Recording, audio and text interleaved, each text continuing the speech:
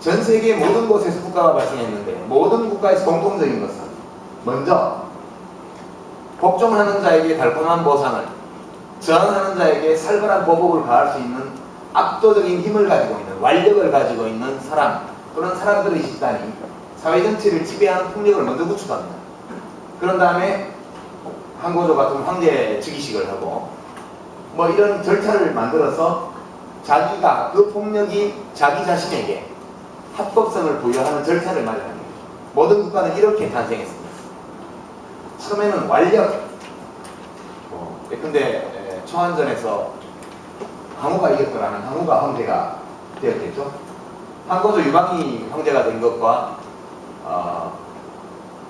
초표왕 항우가 황제가 되지 못한 것, 이것을 다른 기준은 최고의 5강 전투에서 항우 군대가 전멸을 당하고 중국 대륙 전체를 지배할 수 있는 압도적인 폭력을 항고조 유방이 손에 쥐므로써 항고조가 황제가 됩니다. 고대 통일국가가 형성되겠죠. 국가는 다 그렇게, 이 아시아권만 그런 게 아니고 유럽도 마찬가지입니다. 국가 성립의 역사는 학살, 대규모 학살, 이 반드시 동반되는 정복의 과정이었고, 이 정복과 살상의 과정을 통해서 압도적인 폭력을 구축한 자들이 국가를 설립했습니다. 이것이 실제 국가가 만들어진 역사고요. 우리 대한민국도 그런 방식으로 만들어졌습니다. 근데 압도적 폭력을 기반으로 해서 지배권을 수립한 국가가 오로지 폭력만으로 또는 복종하지 않는 자에 대한 위협만으로 국가를 유지할 수 있느냐? 그래서 그런 것은 아닙니다. 절차적으로 합법성을 획득하는 과정을 거쳤다고 해서 유지될 수 있느냐? 그렇지 않죠. 종종 국가는 무너집니다. 어떨 때 무너지느냐? 할 때 이제 우리가 맹자가 흔히 하는 말로, 왕은 군주는 배와 같고 백성은 물과 같다. 그런 거죠. 물은 언제든지 배를 엎어버릴 수가 있습니다. 이게 이제 맹자가 말한 역성능력 같은 것이죠. 군주가 뭘 크게 잘못할 때 신하가 해야 될 도리는 바로 잡으라고 간하고 건의하고, 그래도 듣지 않을 때는 떠나거나 또는 대항폭력을 구축해서 역성, 성을 바꾸는 혁명을 할 수 있다, 이렇게 본 겁니다. 그리고 한 시기에 무엇에 의해서든 대중의 지지를 획득해서 수립된 권력이, 국가가 계속 존속하려면 지속적으로 지배를 받는 대중의 승인, 자발적 복종을 끌어내야만 그 국가가 오래 존속할 수 있습니다. 이것이 국가의 기본적인 본질적인 그런 측면입니다.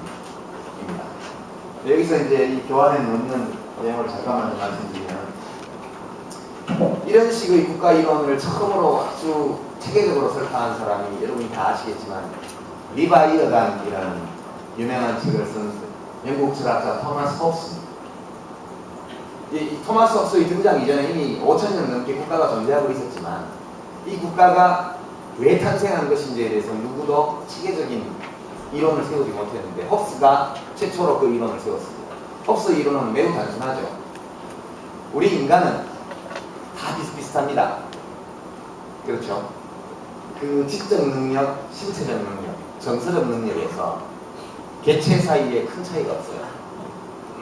우리가 다른 종에서 보는 이런 치와와 같은 작은 개, 셰퍼드나 불독 같은 큰 개, 이 개들 사이에 육체적인 힘의 차이라는 것은 인간들 사이의 힘의 차이의 수백 배에 달합니다. 개의 품종에 따른 지능의 차이가 엄청나게 크죠. 그러나 우리 인간이란 호모 사피엔스라는 이 종은 다 비슷비슷해요. 이게 대통령이 된 사람과 시장에서 장사하는 사람의 차이라는 게 그리 크지 않습니다.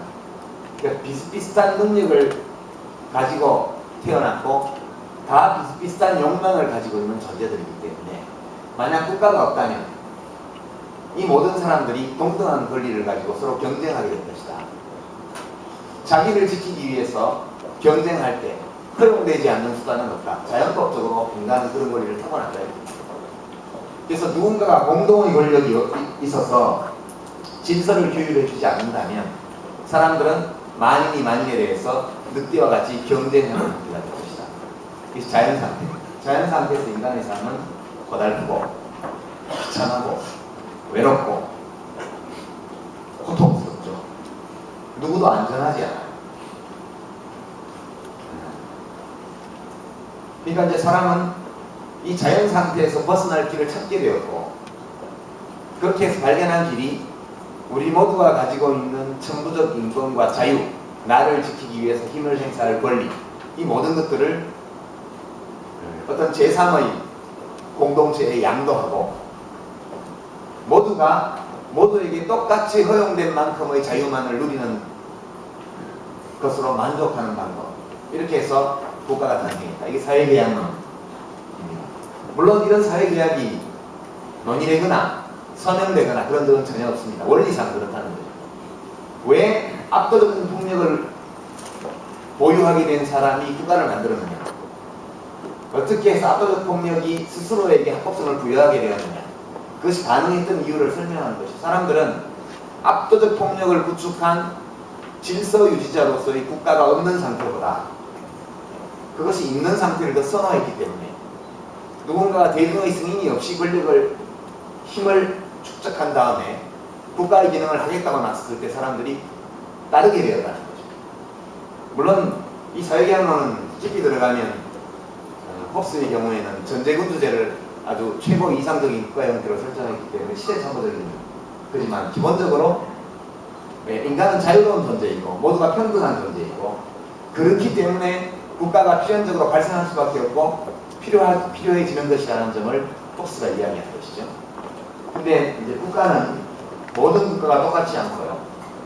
그리고 하나의 국가가 오래 지속되는 경우에도 초기와 후기는 성격이 다른 국가가 되는 경우가 많습니다. 국가 그 자체가 계속해서 진화해왔고, 우리 대한민국은 그렇게 5천년 만년에 걸친 국가의 진화의 역사 속에서 어느 한 대목에 지금 와 있는 겁니다. 오늘날 우리가 누리고 있는 삶, 이것도 대한민국이라는 이 국가의 성격과 매우 밀접하게 연관되어 있고, 여러분들이 자기 개인적으로 또는 개인적인 이익이나 또는 욕망, 소망을 넘어서서 내가 생각하는 이상적인 사회에 살고 싶다는 어떤 욕구, 이런 것들을 충족하려고 할 때 우리가 살고 있는 이 국가의 성격이 어떠한 것이며, 이것이 언제 어떻게 시작되어서 지금 이렇게 되었고 앞으로 어디로 갈 것인지를 좀 예측해보고 그런 변화들이 어떻게 해서 일어나게 되었는가를 이해하는 것이 몹시 중요하다, 그런 말씀을 드립니다.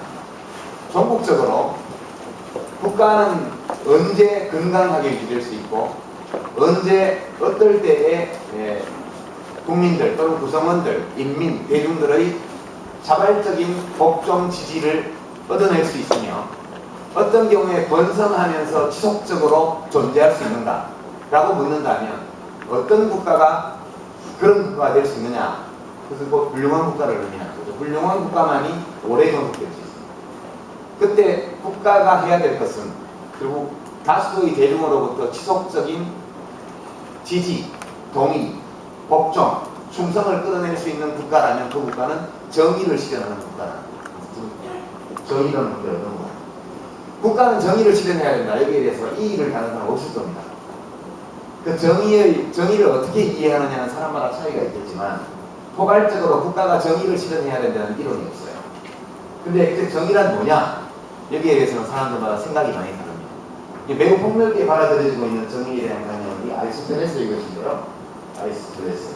정의란 권리, 소득, 부, 기회, 권력, 명예 등 사람들이 모두 원하는, 그렇지만 희소한 것들이 그것을 받을 자격이 있는 사람들에게 돌아가도록 하는 것이다.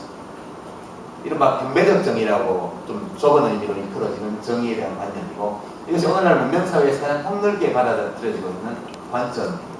무려 2500여 년 전에 나온 정의에 대한 데피니션이 되겠습니다. 가장 널리 받아들여지는 정의이고요. 그러면 어떤 희소한 것들이 그것을 받을 자격이 있는 사람에게 제대로 나누어지는 것이 정의라고 한다면, 우리들이 가지고 싶어하는 것들은 모두 하나의 원리에 의해서 분배될 수 있느냐, 아니면 여러 개의 복소의 원리에 의해서 분배되어야 되느냐, 그 문제가 많습니다. 그때 배분의 원리는 두 가지가 있어요. 첫 번째는 보편성의 원리에 따른 배분, 두 번째는 경쟁의 원리에 따른 배분. 보편성의 원리에 따른 배분이라는 것은 대한민국 국민인 이상, 그리고 이 대한민국에 살고 있는 이상 누구에게나 조건을 따지지 않고 묻지도 않고 자격을 따지지 않고 누구에게나 반드시 보장되어야만 정의롭다라고 할 수 있는 것입니다. 이게 우리 헌법 10조에서 제37조까지 나열되어 있는 헌법의 기본권 조항에 들어있는 내용들인데요. 이것은 이른바 자유권적 기본권, 사상의 자유, 표현의 자유, 언론 출판, 집회, 결사의 자유, 직업 선택의 자유, 신체의 자유 등등을 포함해서 공정한 재판을 받을 권리, 교육받을 권리 등등. 대한민국 국민이라면 이 권리를 획득하는데 별도 이 자격 취득이 필요 없는 그런 기본권이 이것이 보편성의 원리에 따라서 배분돼야 될 귀한 것들입니다. 과연 이것이 만인에게 모두 제대로 보장되고 있느냐? 이제 판단이 이명박 대통령과 저는 판단이 좀 다르겠죠. 아주 많은 사람들이 이 보편성의 원리에 따른 정의, 배분 이런 의미에서 이 정의가 제대로 실현되어 있지 않고 있다고 느낀다면 조만간 그 정부 또는 그 국가는 위기에 직면하게 되어 있습니다. 민중의 자발적인 지지와 걱정을 끌어내기 어렵기 때문에 촛불 집회가 일어나고 심한 경우에 오늘날 중동 국가에서 보는 대규모 내전이 되게 되어 있습니다. 두 번째는 경쟁의 원리에 따른 배분인데요. 근데 누가 대통령이 되어야 되느냐? 아무나 돼야 돼요. 그렇게 할 수 없죠. 왜냐하면 대통령을 잘 할 수 있는 사람이 대통령이 되는 게 정의로운 거죠. 아리스토텔레스의 같은 예에 따르면 명품 바이올린은 누구에게 가는 것이 정의입니다. 가장 훌륭한 연주자에게 가는 것이 정의다. 명품 바이올린이 참 돈 많은 사람한테 가는 것은 바이올린이 가지고 있는 고유의 이데아, 본질 이것을 체현하는데 방해가 돼요. 가장 좋은 바이올린은 가장 훌륭한 연주자에게 가는 것이 정의죠. 그런 것처럼 불가피하게 자격이 있는지 여부를 따져서 분배해야 되는 것들이 있어요. 그것이 이제 공직, 소득, 명예 이런 것들이 전부 경쟁의 원리에 지배를 받습니다. 불가피하고. 근데 이 경쟁의 원리는 무작위적인, 임의적인 아무렇게 하는 경쟁은 아니에요. 이 경쟁은 몇 가지 조건을 충족시킬 때 그 결과가 사람들의 승인을 받을 수 있어요. 첫 번째는 모두에게 기회가 주어져야 된다는 거. 어떤 사람은 처음부터 배제되고 다른 사람은 처음부터 특혜를 받고 이러면 안 된다는 거죠. 두 번째는 경쟁의 규칙이 공정해야 되죠. 그렇죠? 한 30년 일해서 회사에 이사가 되고 나면 사장님으로 30살 먹은 재벌 회장님의 아드님이 오신다. 이러면 이거 좀 곤란해요.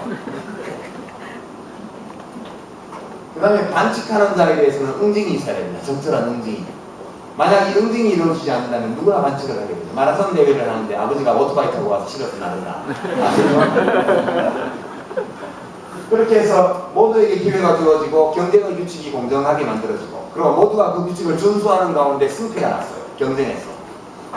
1등과 꼴등 사이에는 격차가 있어야 맞겠죠. 그래야 사람이 열심히 하죠. 그러나 그 격차가 이긴 사람, 윈너가 생각하기에도 너무 차이가 커서 마음이 불편할 수준이 되면 루저의 경우에는 참을 수 없는 차별을 얻습니다. 그런 사회는 조만간 붕괴의 위기에 직면하게 됩니다.